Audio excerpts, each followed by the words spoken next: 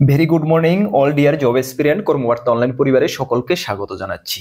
Special executive পদপ্রার্থীদের জন্য আজকের রেপুটেড news পেপারে কি উঠে এসেছে? 4 বছর বিপাকে স্পেশাল এক্সিকিউটিভ আদৌ কি সরকার ট্রান্সপারেন্সি মেনেই চাকরিগুলো দেওয়া হবে? যে মেরিট লিস্ট অলরেডি আগে রেডি হয়ে গিয়েছে, তারপরে আমরা দেখতে পেয়েছি বিভিন্ন মন্ডল প্রেসিডেন্ট চেঞ্জ হয়েছে, উচ্চ পদস্থ অনেক কর্মকর্তা চেঞ্জ হয়েছে। সেই পুরানো মেরিট লিস্ট কি সেম থাকছে নাকি সেটাকে চেঞ্জ হতে পারে? কতটুকু ট্রান্সপারেন্সি মানা হবে? 4 বছর ধরে স্পেশাল এক্সিকিউটিভ পদপ্রার্থীরা অপেক্ষা করে আছে, আর কতদিন তাদের অপেক্ষা করতে হবে? আজকের এই প্রতিবেদনে কি উঠে এসেছে সবকিছু তোমাদেরকে জানিয়ে দেব। তোমাদের জন্য খুবই গুরুত্বপূর্ণ জানা। চলো তার আগে তোমাদেরকে বলে দিই, তোমরা যারা এই চ্যানেলে প্রথমবার এসেছো, এই চ্যানেলে আমরা গভর্নমেন্ট জব ইনফরমেশন এবং বিভিন্ন কম্পিটিটিভ এক্সামের প্রিপারেশন করিয়ে থাকি। যদি তুমি কোনো গভর্নমেন্ট জব খুঁজছো বা কোন কম্পিটিটিভ এক্সামের প্রিপারেশন বানাচ্ছ, তাহলে অবশ্যই আমাদের চ্যানেলটিকে সাবস্ক্রাইব করে পাশের অল অপশনাল বেলটিকে প্রেস করে রাখবে। সঠিক সময়ে সঠিক ইনফরমেশন কর্মবার্তা অনলাইন তোমাদের কাছে পৌঁছে দেবে, এতটুকু আমরা দায়িত্বের সঙ্গে বলতে পারি। তাছাড়া তুমি যদি বিভিন্ন এক্সামের প্রিপারেশন করছো, আমাদের কাছে রয়েছে ফুল কোয়ালিটি মেনটেন নোটস। তোমরা যদি আমাদের নোটগুলো নিয়ে পড়তো, আমাদের হোয়াটসঅ্যাপ নাম্বার ভিডিও ডেসক্রিপশনে আছে, অবশ্যই যোগাযোগ করে নেবে, ভালো রেসপন্স পাবে। চলো আজকের প্রতিবেদনও কি উঠে এসেছে দেখো। এখানে বলা হয়েছে 4 বছর বিপাকে স্পেশাল এক্সিকিউটিভ। 18 ফেব্রুয়ারি, ছোট্ট রাজ্যে বাড়ছে বেকার সংখ্যা, সরকারি বিভিন্ন দপ্তরগুলিতে পড়ে আছে বহু শূন্যপদ, নিয়োগ নেই, ফলে রাজ্যের বেকার যুবক যুবতীরা কাজের সন্ধানে একদিক ওদিক ছুটে বেড়াচ্ছে।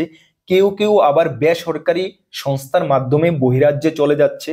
অন্যদিকে সরকার দপ্তরগুলিতে শূন্যপদ পূরণের সিদ্ধান্ত নিলেও তা চলছে ধীরগতিতে। নিয়োগ প্রক্রিয়া সম্পন্ন করতে চাকরি প্রত্যাশীদের ময়দানে নেমে আন্দোলনও করতে হচ্ছে। এমনকি সমস্ত পরীক্ষায় উত্তীর্ণ হয়েও অফার লেটারের জন্য আন্দোলন করতে হচ্ছে বেকারদের। এর মধ্যে রয়েছে স্পেশাল এক্সিকিউটিভের চাকরি প্রত্যাশীরা। ইয়েস, উল্লেখ্য 2022 সালে স্পেশাল এক্সিকিউটিভ পদে 6068টি শূন্যপদ পূরণের বিজ্ঞপ্তি জারি করেছিল স্বরাষ্ট্র দপ্তর। তাতে রাজ্যের হাজার হাজার বেকাররা আবেদন করেন। দপ্তরের নিয়মানুসারে শুধুমাত্র মৌখিক পরীক্ষার মাধ্যমেই যার নথিপত্র জমা রাখা হয়। এই নিয়োগ প্রক্রিয়া কোনো লিখিত পরীক্ষার উল্লেখ ছিল না, ফলে আবেদনকারীদের সংখ্যাও ছিল অনেকটাই বেশি। তার মাঝপথেই নিয়োগ প্রক্রিয়া কোনো এক অজ্ঞাত কারণে আটকে পড়ে যায়। আমরা দেখতে পেয়েছি মাঝখান দিয়ে আটকে পড়ে যায় এবং দ্বিতীয়বার কিন্তু আবার নতুন করে অ্যাপ্লিকেশন জমা নিয়েছিল, এটা আমরা দেখতে পেয়েছি। অনেকে আবার নতুন করে অ্যাপ্লিকেশন করেছিল। মেধা তালিকা প্রকাশ করতে দপ্তর নানান টাল বাহানা করে চলছে। বিধানসভা অধিবেশনেও এই নিয়োগ প্রক্রিয়া সম্পন্ন করতে বিরোধীর থেকে আওয়াজ উঠেছে।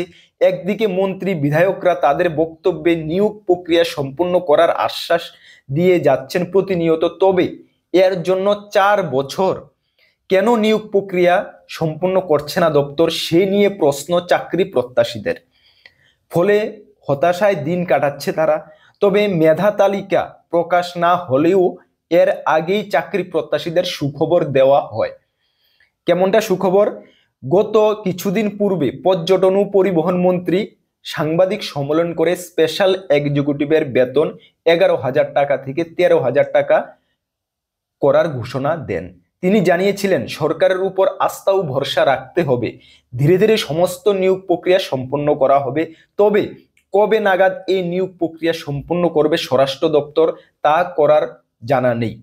এখন দেখার স্পেশাল এক্সিকিউটিভের নিয়োগ প্রক্রিয়া সম্পন্ন করতে আর কতদিন অপেক্ষা থাকতে হবে চাকরি প্রত্যাশীদের। সূত্রের খবর, এই চাকরির মেধার তালিকায় শাসক দলের অনেক নেতাকর্মীর নাম থাকতে পারে, কারণ 7টি বিধানসভা থেকেই বহু নেতাকর্মী, মন্ত্রী, বিধায়ক মণ্ডল সভাপতিদের সাথে চুক্তির ভিত্তিতে এই প্রক্রিয়ায় আবেদন করেছেন। যদিও তাদের দাবি সরকার ট্রান্সপারেন্সি অর্থাৎ স্বচ্ছতার সঙ্গে নিয়োগ নীতি সম্পন্ন করছে। এরই মধ্যে মণ্ডল সভাপতিও পরিবর্তন হয়েছে, পুরনো মণ্ডল সভাপতির গুরুত্ব কমেছে।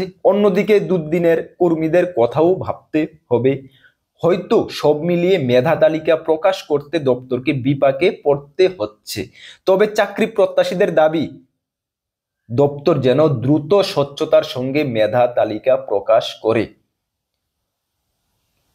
পেপারে যা উঠেছে তোমরা বাস্তবে কিন্তু সেটার সঙ্গে সম্পূর্ণটা মিল রয়েছে। তোমরা বহুত দিন ধরে অপেক্ষা করে আছো, বহুদিন করে, মানে বছরের পর বছর অপেক্ষা করে আছো। একটি দিন তোমাদের জন্য 1 মাসের সমান হচ্ছে। সকলেই হতাশায় ভুগছো, বয়স উত্তীর্ণ হচ্ছে, ফাইন্যান্সিয়াল ক্রাইসিসে তোমরা ভুগছো। অনেক বেকার বহিরাজ্যে চলে গেছে, বিভিন্ন প্রাইভেট সংস্থাতে চাকরি, ত্রিপুরায় চাকরির অপেক্ষা করতে করতে আর কতদিন করবে, বয়স উত্তীর্ণ হচ্ছে, সংসারের মধ্যে চাপ বাড়ছে, মা বাবা বৃদ্ধ হচ্ছে, এক প্রকার হতাশার মধ্যে দিয়ে জীবনটা তোমাদের কাটছে। এটা সরকারের ভাবা অবশ্যই দরকার, এবং আমরাও দাবি জানাবো সরকারের কাছে, রিকোয়েস্ট করব যে স্যার যতটুক সম্ভব, যত তাড়াতাড়ি সম্ভব স্পেশাল এক্সিকিউটিভের, আমরা এটাও জানি যে স্পেশাল এক্সিকিউটিভের ফুল প্রসেসিং কমপ্লিট হয়ে আছে অনেকদিন আগে থেকেই, তবে এটাকে তাদেরকে ছাড়া হোক, এবং ছাড়ার সঙ্গে সঙ্গে তাদেরকে জয়েনিং অ্যাপয়েন্টমেন্ট দেওয়া হোক, যাতে করে এতগুলা বেকার, 6068 জন বেকার বেঁচে যায়। তবে আমাদের আশা থাকবে এটাই যে যত তাড়াতাড়ি সম্ভব, খুব দ্রুত তোমাদের অফার লেটার, মেরিট লিস্ট জারি হবে এবং তোমরা নিজ নিজ চাকরিতে জয়েন করবে স্বচ্ছতার সঙ্গে। যাই হোক, নেক্সট কি আপডেট আমাদের কাছে আসবে, যদি আমরা কোনো তথ্য সংগ্রহ করতে পারি, কোনো রাইট ইনফরমেশন আমরা পেয়ে থাকি, তাহলে অবশ্যই আমরা তোমাদেরকে জানিয়ে দেব। নতুন দর্শক হয়ে থাকলে অবশ্যই আমাদের চ্যানেলটিকে সাবস্ক্রাইব করে পাশের অল অপশনের বেলটিকে প্রেস করে রাখবে, এবং এই নিউজটা তোমাদের বন্ধু বান্ধবদের মাঝেও শেয়ার করে তাদেরকে জানিয়ে দাও যে স্পেশাল এক্সিকিউটিভের বর্তমান পরিস্থিতি কি রয়েছে। চলুন নেক্সট আপডেট তোমাদের সঙ্গে দেখা হচ্ছে। সকলকে বেস্ট অফ লাক। জয় হিন্দ, বন্দে মাতরম।